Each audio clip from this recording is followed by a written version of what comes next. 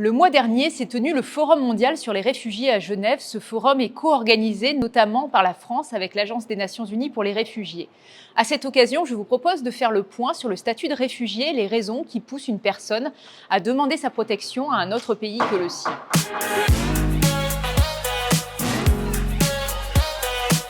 Nous avons voulu pour cela faire témoigner des femmes réfugiées en France.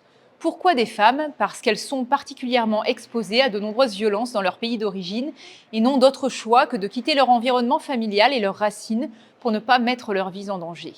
Menacées dans leur pays pour des opinions politiques, leur religion, leur orientation sexuelle notamment, elles sont 4 à avoir accepté de témoigner pour rendre tangible ce mot de réfugié, souvent mal employé ou mal connu. Explicitons un peu les choses. L'asile est la protection accordée par un État à une personne qui risque d'être persécutée dans son pays. Il existe 2 formes de protection par l'asile, le statut de réfugié et la protection subsidiaire. Le statut de réfugié est accordé à des personnes qui craignent d'être persécutées dans leur pays et qui ne peuvent obtenir de protection de la part de leurs autorités.